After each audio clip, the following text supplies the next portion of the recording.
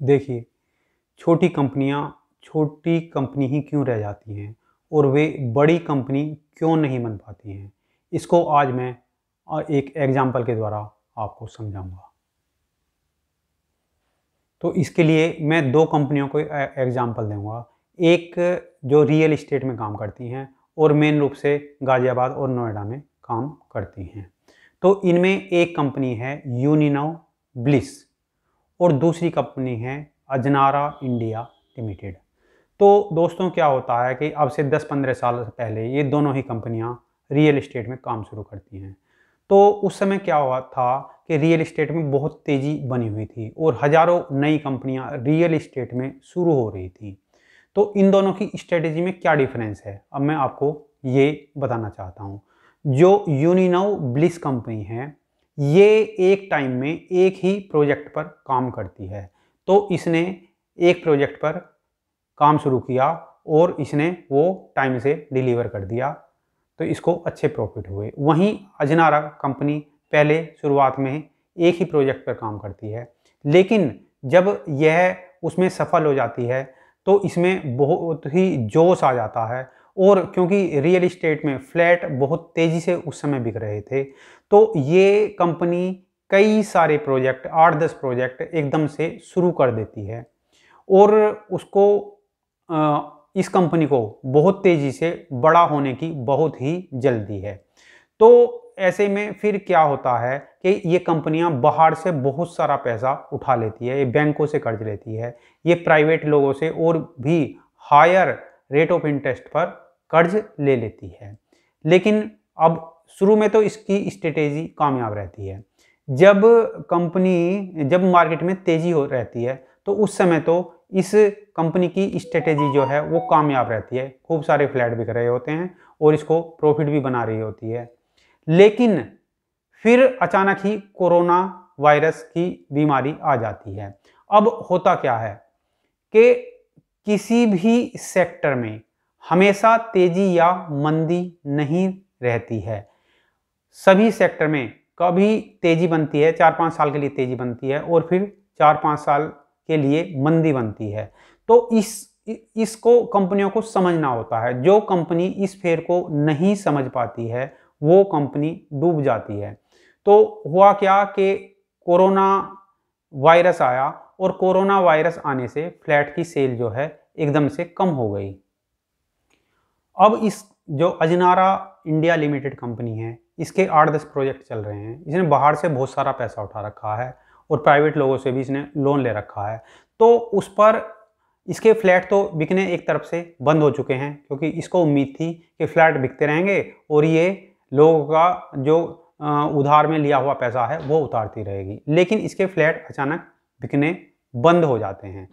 जब इसके फ्लैट बिकने बंद हो गए तो बैंकों का या लोगों से जो इसने पैसा उधार ले रखा है उस पर कंपाउंड इंटरेस्ट बढ़ने लगता है और इस पर इस तरीके से जो बाहर का कर्ज है वो बहुत ही तेजी से बढ़ता है।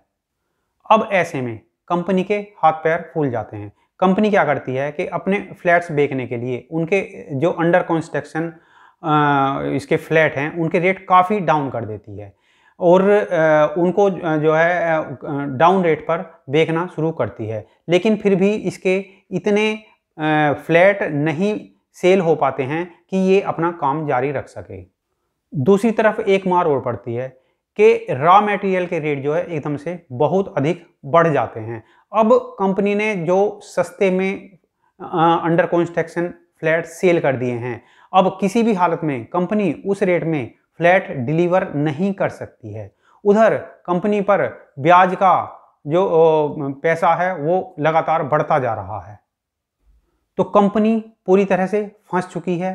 तो ये केवल एक रियल इस्टेट कंपनी की कहानी नहीं है। ये जो हजारों रियल इस्टेट कंपनियां पिछले 15-20 साल में रियल इस्टेट में आई थी, अधिकतर कंपनियों के साथ यही हुआ है कि इन्होंने बाहर से पैसा उठाया तो जब तक तेजी चलती रही, जब तक तो किसी भी कंपनी को कोई प्रॉब्लम नहीं हुई। लेकिन जैसे ही मार्केट से तेजी खत्म हुई तो ये सारी की सारी कंपनियां कर्ज के भंवर जाल में फंस गईं।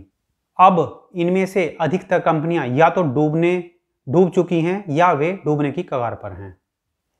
मेरे कुछ दोस्तों ने अजनारा या ऐसी ही कुछ कंपनियों में फ्लैट बुक किए थे जो कि अंडर कंस्ट्रक्शन थे और ये कंपनियां उन्हें काफ़ी सस्ते में दे रही थी। लेकिन अब अजनारा, तो खासकर मैं अजनारा कहूँगा कि ये कंपनी दिवालिया हो चुकी है और इसने जो उनके जो क्लाइंट्स के पैसे थे ना तो वो पैसे लौटाए हैं और फ्लैट देने के लिए भी मना कर दिया है। तो रियल इस्टेट की अधिकतर कंपनियों के हालात यही हैं। वहीं दूसरी तरफ यूनिनोव ब्लिस जैसी कंपनियां हैं जो एक टाइम में एक ही प्रोजेक्ट हाथ में रखती हैं। तो इस कंपनी ने पहले एक प्रोजेक्ट लिया यूनिनोव हाइट के नाम से और वो पूरा करके टाइम से दिखाया और उसके बाद वो सेल आउट किया। उसके बाद इस कंपनी ने दूसरा प्रोजेक्ट शुरू किया जो यूनिनोव ब्लिस के नाम से था। तो जब ये प्रोजेक्ट अंडर कंस्ट्रक्शन था और कोरोना का टाइम चल रहा था, उस समय मैंने जो है ये साइट देखी और मैंने मन बनाया कि मैं भी इसमें एक फ्लैट अंडर कंस्ट्रक्शन परचेज करूं। लेकिन मेरे दोस्तों ने मुझे समझाया कि किसी भी हालत में अंडर कंस्ट्रक्शन फ्लैट नहीं लेना है, क्योंकि किसी भी कंपनी का कोई भरोसा नहीं है कि वो डिलीवर कर पाएगी या नहीं कर पाएगी। लेकिन जब मैंने इस कंपनी के बारे में पता किया और मैंने इसके काम की स्थिति देखी तो आखिर में मैंने इसका एक अंडर कंस्ट्रक्शन हाउस जो फ्लैट है वो बुक कर लिया। तो दोस्तों, मैंने इस कंपनी का फ्लैट तो ले लिया, लेकिन ये कंपनी एक टाइम में एक ही प्रोजेक्ट पर काम करती है और अब इसने हालांकि अगले प्रोजेक्ट पर भी काम शुरू कर दिया है। तो अब लेकिन अगर बात शेयर के लेने की आती है तो क्या मैं इस कंपनी का शेयर लूँगा? एक्चुअल में कंपनी में मुझे इच्छा शक्ति ये दिखाई नहीं देती कि ये एक टाइम में एक ही प्रोजेक्ट रखती है, तो ये इसकी जो प्रॉफिट्स हैं वो तेज़ी से कैसे आगे ग्रो करेंगे, तो मुझे इसकी इच्छा शक्ति पर थोड़ा डाउट है। तो इसलिए अगर ये कंपनी शेयर मार्केट में लिस्ट होती है तो ये कंपनी सर्वाइव तो कर रही है और लेकिन एक प्रोजेक्ट पर ही एक टाइम में काम कर रही है।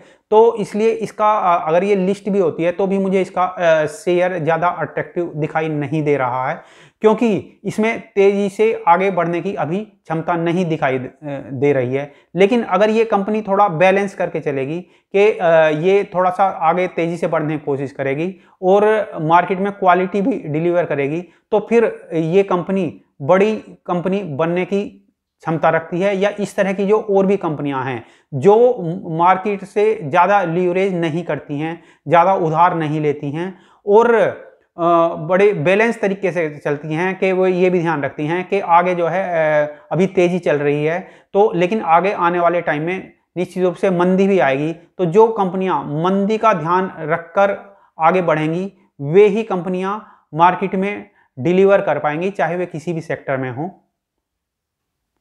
क्योंकि मार्केट में अधिकतर कंपनियां इसी तरीके से डूब जाती हैं, जैसे कि अजनारा कंपनी डूब गई है।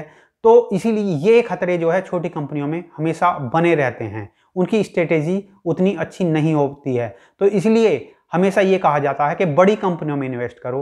ये 30, 40, 50 साल जिनकी लाइफ है, जिन्होंने बहुत सारी साइकिल मंदी और तेज़ी की देख ली हैं, वही कंपनियां आगे सर्वाइव करने में सक्षम हैं। इसलिए हमेशा यह कहा जाता है कि बड़ी कंपनी ही आप के शेयर परचेज करें। छोटी कंपनी कब कहाँ गलती कर देगी किसी को कुछ नहीं पता है।